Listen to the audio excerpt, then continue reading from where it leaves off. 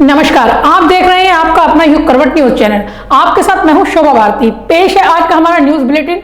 आइए नजर डालते हैं आज की हेडलाइंस पर। हंगामेदार रहा यूपी विधानसभा का पहला दिन। तेज आंधी और बारिश से जनजीवन अस्त व्यस्त और राशन कार्ड को लेकर संशय में अधिकारी और जनता। उत्तर प्रदेश की 18वीं विधानसभा का पहला दिन हंगामे की भेंट चढ़ गया। राज्यपाल का अभिभाषण शुरू होते ही सपा और रालोद के विधायकों ने हंगामा शुरू कर दिया। हालांकि इससे पहले आजम खान ने शपथ ली। शपथ लेने के बाद आजम सदन में नहीं रुके और वापस लौट गए। राज्यपाल आनंदीबेन पटेल का अभिभाषण शुरू होते ही समाजवादी पार्टी और राष्ट्रीय लोकदल के कई विधायकों ने हंगामा शुरू कर दिया। हाथ में प्ले कार्ड लेकर सरकार विरोधी नारेबाजी करते विधायक वेल तक पहुंचे। सदन में समाजवादी पार्टी के साथ ही राष्ट्रीय लोकदल के विधायक भी काफी हंगामा कर रहे थे। सदन में यह लोग अभिभाषण के दौरान राज्यपाल वापस जाओ के नारे लगा रहे थे। सपा तथा आरएलडी विधायक वेल में प्रदर्शन कर रहे थे। यह सभी महंगाई, कानून व्यवस्था, भ्रष्टाचार पर सरकार को घेर रहे हैं। इनका विरोध सदन के अंदर से लेकर बाहर तक चला। विधानसभा मंडप में समवेत सदन में राज्यपाल आनंदीबेन का अभिभाषण शुरू होते ही समाजवादी पार्टी के सदस्य हाथों में सरकार विरोधी नारे लिखी तख्तियां लेकर नारेबाजी करने लगे। यह लोग वेल में आगे और नारे लगाने लगे। राज्यपाल वापस जाओ के नारे लगने के बीच में भी राज्यपाल आनंदीबेन का भाषण जारी रहा। नेता विरोधी दल अखिलेश यादव भी खड़े होकर अपनी पार्टी के विधायकों का हंगामा देख रहे थे। इस दौरान भी राज्यपाल ने अपना भी भाषण जारी रखा। उन्होंने कहा कि प्रदेश सरकार ने 3000 सड़कों का निर्माण कराया है। लखनऊ से गाजीपुर तक एक्सप्रेस वे बनाया गया है। हर वर्ग को विकास की राह से जोड़ा गया है। प्रदेश में डिफेंस कॉरिडोर पर अधिक तेजी से काम हो रहा है। इस दौरान सभी पात्र लाभार्थियों की पेंशन राशि को बढ़ाया गया। इसके साथ ही प्रदेश सरकार ने किसानों का बकाया भुगतान किया। गांव में हर घर नल योजना से लाभ मिल रहा है।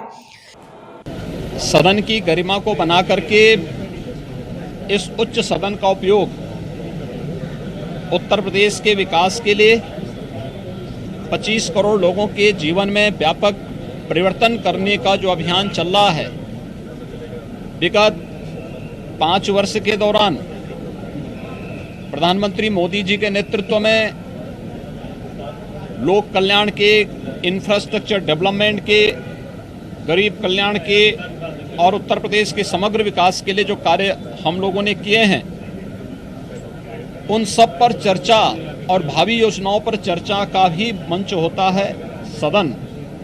और राज्यपाल महोदय का अभिभाषण उसी प्रतिध्वनि को प्रदर्शित करने का भी एक माध्यम होता है, जिसमें खुली चर्चा होती है। मानव सदस्य शोरगुल छोड़ करके चर्चा में भाग लेंगे तो बहुत सारी चीजें सामने आएंगी और फिर उसका लाभ प्रदेशवासियों को प्राप्त होगा।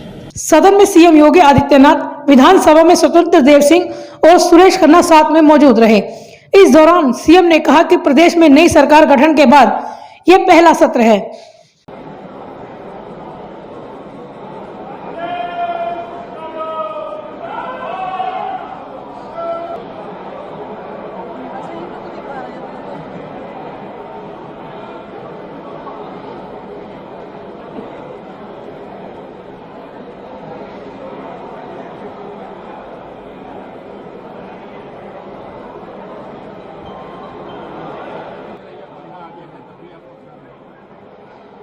विधानसभा में सोमवार को बजट सत्र की शुरुआत हंगामे के साथ हुई। सत्र शुरू होते ही सपा विधायकों ने हंगामा कर दिया। 1 घंटे 10 मिनट तक राज्यपाल आनंदीबेन पटेल का अभिभाषण चला। इस दौरान सपा विधायक राज्यपाल वापस जाओ के नारे लगाते रहे। सरकार विरोधी, महंगाई और बेरोजगारी के पोस्टर लहराए गए। वेल तक पहुंचकर सपा विधायकों ने हंगामा किया। इसके बाद कार्यवाही मंगलवार को 11 बजे तक के लिए स्थगित कर दी गई। योगी सरकार के दूसरे कार्यकाल का यह पहला बजट सत्र है। 6 दिनों तक चलने वाले इस सत्र में सरकार 26 मई को अपना बड़ा बजट पेश करेगी। यह बजट 6.5 लाख करोड़ का होगा। बजट सत्र की कार्रवाई शुरू होने से पहले सीएम योगी ने मीडिया से बात की। सपा अध्यक्ष अखिलेश यादव ने कहा कि आजम खां के साथ पार्टी पूरी तरह उनके साथ है। आजम खां के सदन में साथ नहीं आने पर अखिलेश ने कहा कि वो इस बारे में कुछ नहीं कहेंगे। ब्यूरो रिपोर्ट, युग करवट न्यूज। सोमवार की शुरुआत तेज आंधी और बरसात से हुई। दिल्ली एनसीआर में कई स्थानों पर पेड़ टूट गए और सड़कों पर पानी जमा हो गया। खराब मौसम की वजह से 100 से अधिक उड़ानें लेट हो गई। हवाई यात्रियों को काफी परेशानी उठानी पड़ी। दिल्ली एनसीआर में सोमवार की शुरुआत आंधी बरसात के साथ हुई। कई इलाकों में जोरदार आंधी आई जिससे पेड़ आदि टूट कर गिर गए। इससे लोगों को बहुत परेशानी हुई।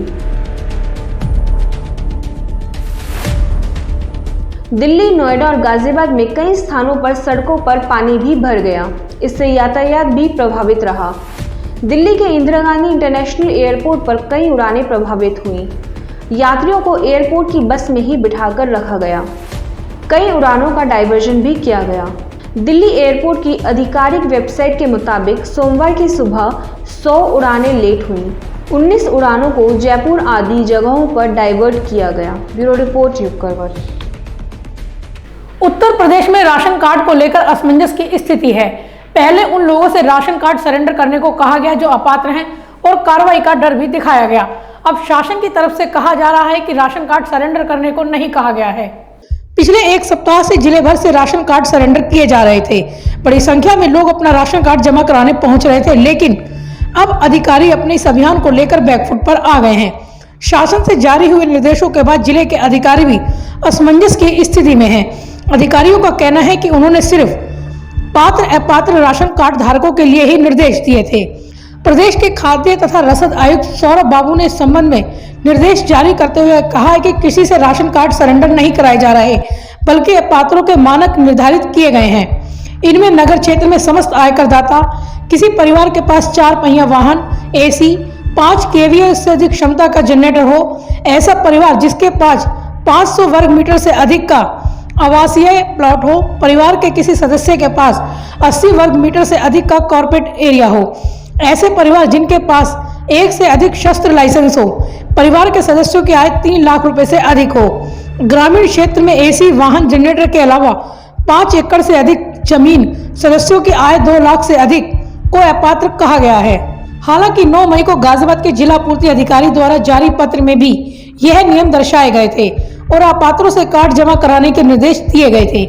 यहाँ तक कि एक सप्ताह में राशन कार्ड सरेंडर न करने पर कार्ड निरस्त के अलावा वैधानिक कार्यवाही की भी चेतावनी दी गई थी, जिसके बाद से बड़ी संख्या में लोग अपना कार्ड जमा कराने विभाग पहुंचने लगे थे। विभाग द्वारा 6 केंद्र भी कार्ड जमा कराने के लिए बनाए गए थे, जिन पर 3000 के करीब लोग अपना कार्ड जमा करा चुके थे। लेकिन अब ऐसे लोग भी अपना कार्ड सरेंडर कराने पहुंचने लगे जिनके घरों में टीवी आदि भी है।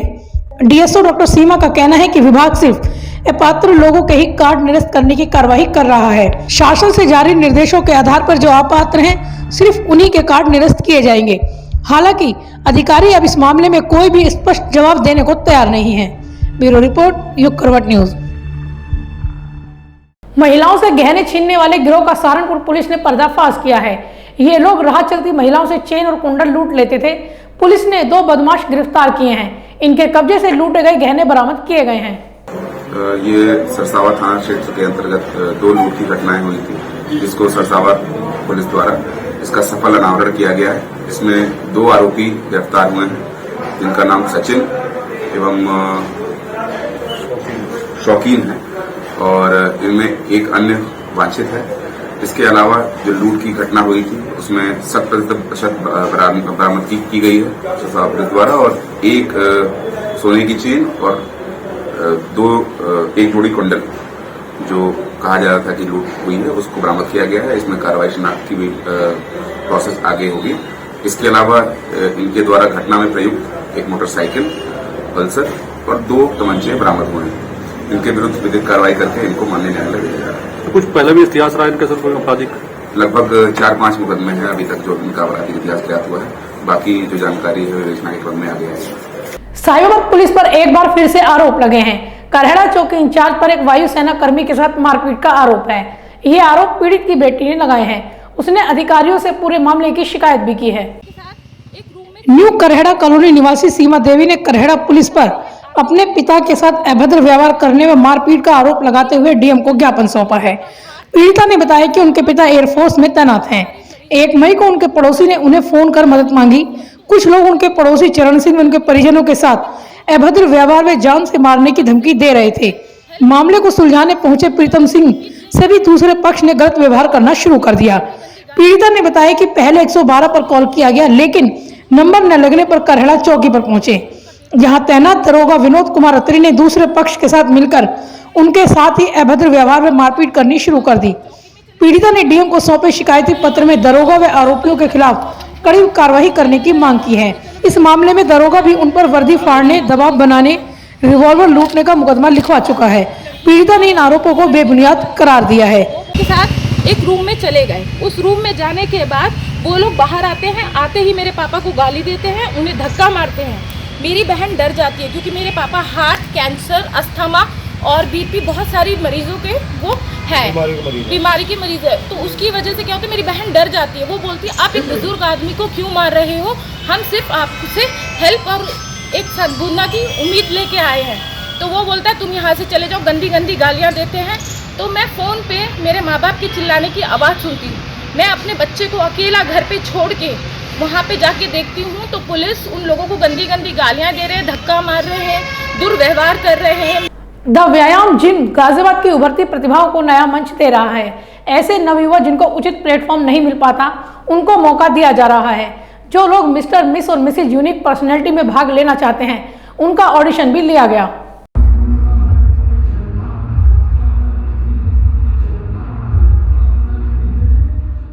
मॉडलिंग की दुनिया में अपना करियर बनाने का सपना देखने वालों के लिए द व्यायाम जिम ने एक कार्यक्रम का आयोजन किया, जिसमें ऐसे युवक युवतियों का ऑडिशन लिया गया जिन्हें कोई प्लेटफॉर्म नहीं मिल पाता। व्यायाम जिम द्वारा mister, miss and missus unique personality of Ghaziabad 2020 का आयोजन किया गया, जिसके लिए युवक युवतियों के ऑडिशन लिए गए।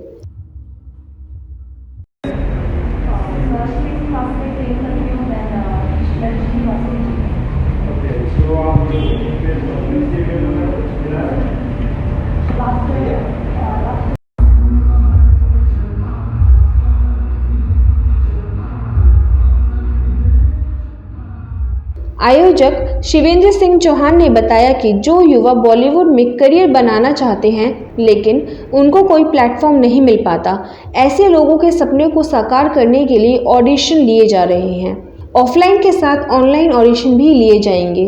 इसके अलावा वाइल्ड कार्ड एंट्री भी होगी। ब्यूरो रिपोर्ट यूग करवट। भारत विकास परिषद गौरव शाखा द्वारा समर कैंप का आयोजन किया गया। समर कैंप आर्य कन्या इंटर कॉलेज में लगाया गया है। इसके दूसरे दिन वनस्थली की सुहानी अग्रवाल ने कत्था का प्रशिक्षण दिया।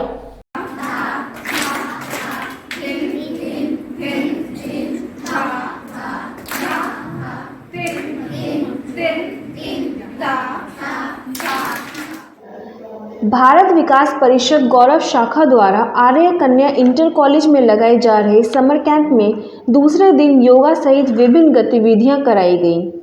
शिविर का शुभारंभ वंदे मातरम व ओम की ध्वनि से किया गया। वनस्थली से आई प्रशिक्षा सुहानी ने बालिकाओं को कथक डांस का प्रशिक्षण दिया और बेहद आसान तरीके से उन्हें कठिन स्टेप समझाए।